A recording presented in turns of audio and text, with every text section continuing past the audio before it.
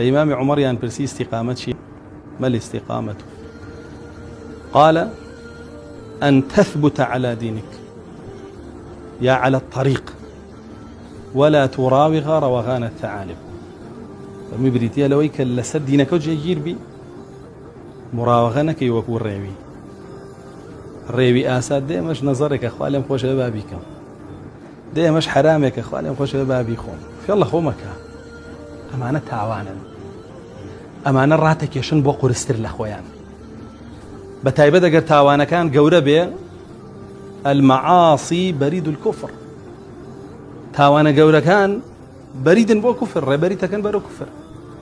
بويا ها ساختشتي لقال خود مكبام توزش بخوم دعاي هلصم فريا جماعتكم دعاي فرياناكم تازم فريا جماعتنا كوتم توزش خوم خوزوري ما جا دعاي فريان جبانيش نكي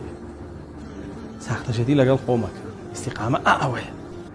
كوترا أما بكي يكسر بيكي كوترا أما ما كي يكسر نيكي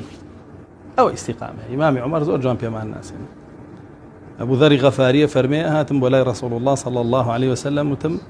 أبي غمري إخوان صلى الله عليه وسلم اشتيكم فير قال الإسلام هيتر في اسم بهيجنا بدواء فرمي قل آمنت بالله ثم استقيم بياوبا بلا إيمان مهنا وبا الله دواتر خاوني أو كلمة با مشكينا موحد با دواتر نيشكيني هل نوشيني تو مسلمان با دواتر إسلامتي هل نوشيني تو جيجير بلا سري نك هالروجة ولا سر بتيبي